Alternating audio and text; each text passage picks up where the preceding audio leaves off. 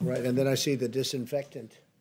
Ukraine হয়তো একদিন রাশিয়ার হয়ে যাবে, বিস্ফোরক এমন মন্তব্য করলেন মার্কিন প্রেসিডেন্ট ডোনাল্ড ট্রাম্প। চলতি সপ্তাহে ইউক্রেনের প্রেসিডেন্ট ভলোদিমির জেলেনস্কির সঙ্গে বৈঠক করতে চলেছেন আমেরিকার ভাইস প্রেসিডেন্ট জেডি ভ্যান্স। তার আগেই ট্রাম্পের এমন মন্তব্যে আলোড়ন পড়ে গেছে আন্তর্জাতিক মহলে। প্রায় ৩ বছর ধরে চলছে রাশিয়া ইউক্রেন যুদ্ধ। ট্রাম্প একাধিকবার দাবি করেছেন তিনি মার্কিন প্রেসিডেন্টের কুর্সিতে থাকলে এই যুদ্ধ হতোই না। কিন্তু যুদ্ধের ৩ বছর পূর্তির মাত্র কয়েকদিন আগে ইউক্রেন নিয়ে চাঞ্চল্যকর মন্তব্য করলেন ট্রাম্প।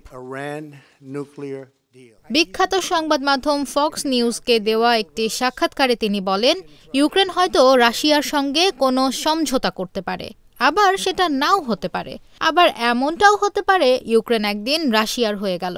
ট্রাম্পের এমন মন্তব্য ঘিরেই চলছে জোর চর্চা। ঠিক কি বলতে চেয়েছেন মার্কিন প্রেসিডেন্ট?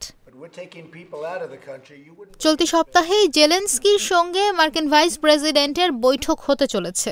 তার ঠিক আগেই এমন মন্তব্য করলেন ট্রাম্প। উল্লেখ্য, দিন কয়েক আগেই যুদ্ধের জন্য ইউক্রেনের প্রেসিডেন্টকে দায়ী করেছিলেন তিনি। ট্রাম্পের মতে যুদ্ধ রুখতে রাশিয়ার সঙ্গে একটি চুক্তি করাই যেত। তিনি বলেন, আমি খুব সহজেই এই চুক্তি করাতে পারতাম। যদিও জেলেনস্কি সিদ্ধান্ত নিয়েছিলেন তিনি লড়াই করবেন। ট্রাম্প মনে করেন রাশিয়ার বিরুদ্ধে ইউক্রেনের পাল্টা হামলার সিদ্ধান্ত ভুল ছিল।